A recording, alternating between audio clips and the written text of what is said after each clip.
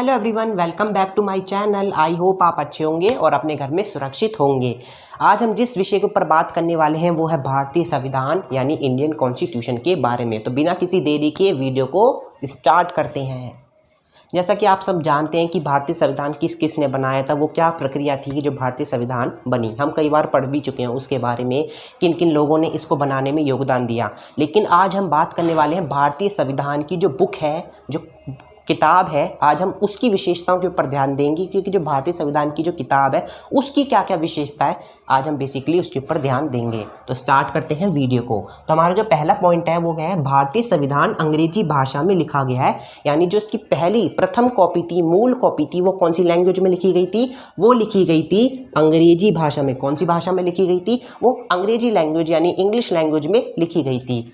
Second point क्या कहता है कि संविधान को लिखने वाले, संविधान को लिखा किसने? तो संविधान को लिखा था प्रेम बिहारी नारायण रायजादा ने। किसने लिखा था?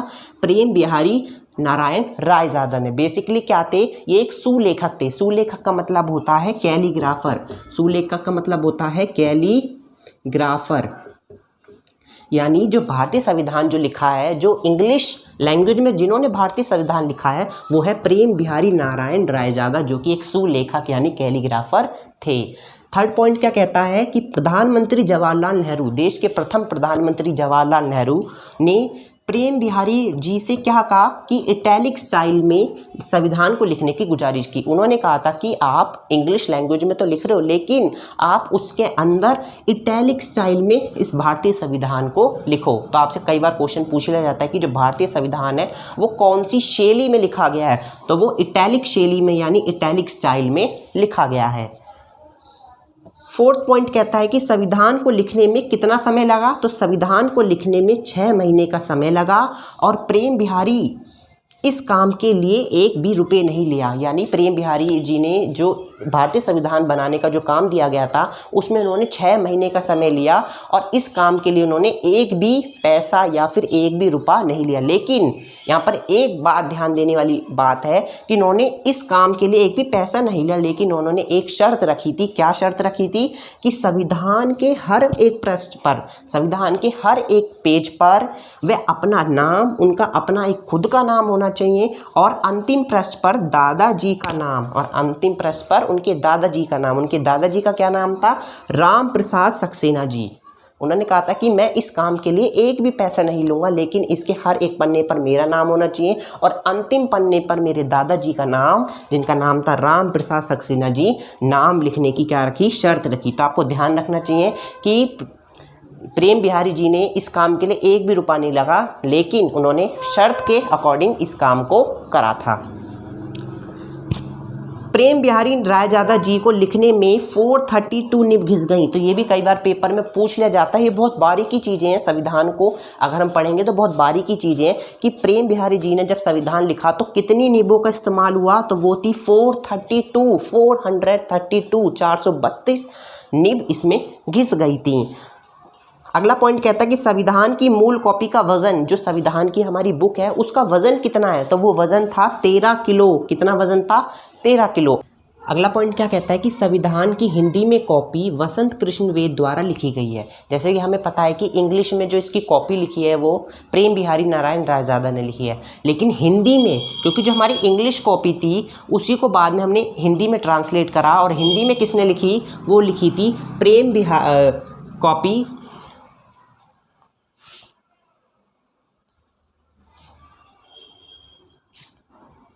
अब हम बात करते हैं अगले पॉइंट की। संविधान की हिंदी में कॉपी वसंत कृष्ण वेद द्वारा लिखी। जैसा कि हमें पता है कि इसकी इंग्लिश में जो कॉपी लिखी गई है, जो इंग्लिश में संविधान हमारा सबसे पहली बार लिखा गया, और वो लिखा है प्रेम बिहारी नारायण रायजादा ने। लेकिन इसका बाद में हमने हिंदी में ट्रांसलेट करा, हिंदी में अनुवाद किया, और हिंदी में किसने लिखा इसको? उसको लिखा वसंत कृष्ण वेद द्वारा। कि हिंदी में किसने लिखा है संविधान को? भारतीय संविधान को वसंत कृष्ण वेद द्वारा लिखा गया है। अगला पॉइंट कहता है कि हिंदी कॉपी का वजन 14 किलो 14 kg। जैसे कि हमें पता है कि इंग्लिश कॉपी का जो वजन था वो 13 kg था और हिंदी कॉपी का जो वजन है 14 kg था। नेक्स्ट पॉइंट कहता है कि हिंदी कॉपी में 264 पेज है। हिंदी कॉपी में कितने पेज हैं?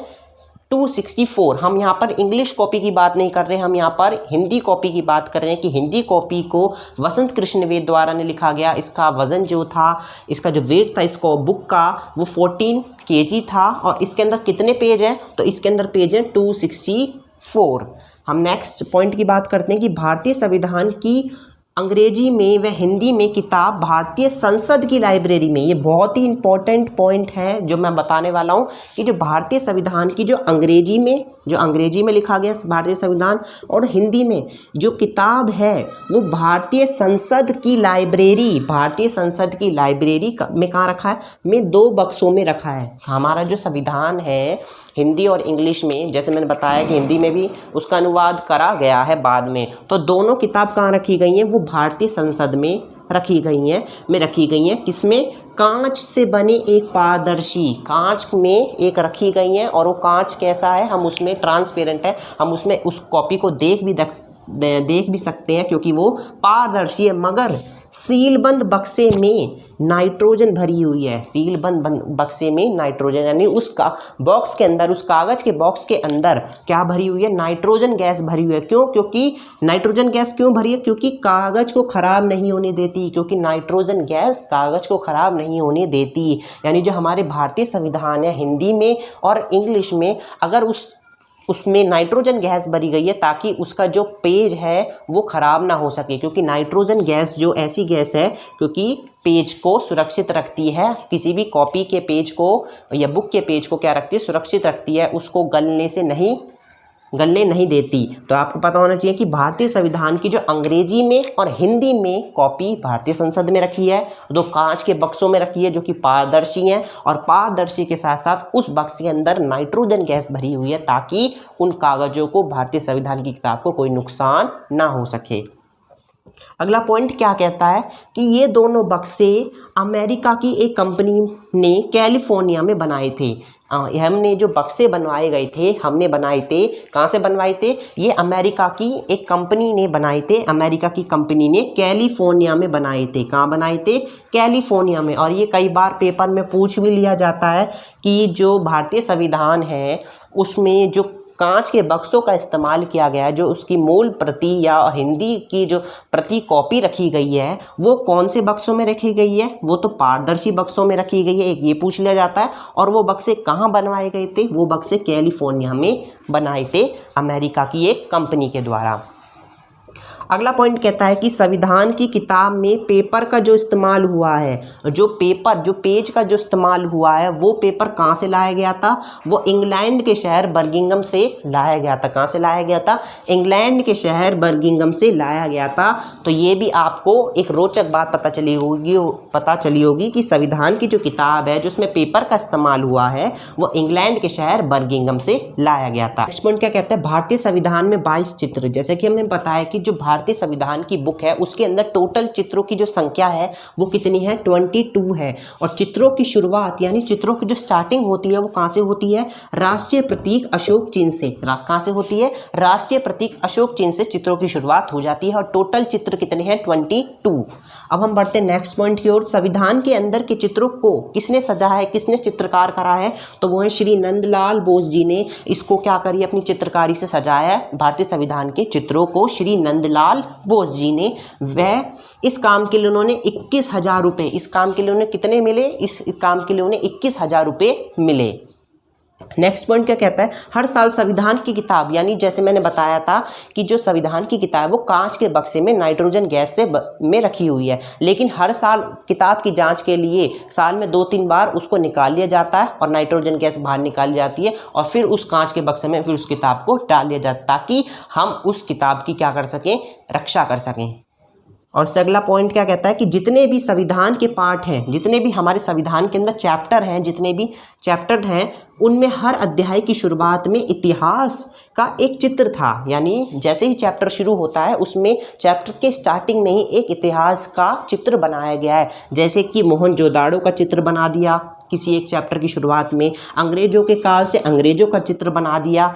तो ये चित्रकारी जो दिखाई गई है वो श्री नंदलाल बोस ने दिखाई है। और हमारे इस संविधान के अंदर इतिहास की भी कुछ हमें क्या दिखती है, झलक मिलती है। और वो कहाँ मिलती है, हर लेसन के शुरुआत के स्टार्टिंग में मिलती है। आई होप आपको ये वीडियो अच्छी लगी होगी और मेरा जो भारतीय संविधान के मेन जो मैंने आपको बुक के बारे में जो विशेषता बताई है वो अच्छी लगी होगी। अगर आपको ये वीडियो अच्छी लगती है तो इस वीडियो को लाइक कीजिएगा, चैनल को सब्सक्राइब कीजिएगा और इस वीडियो को ज़्यादा से ज़्यादा शेयर कीजिएगा।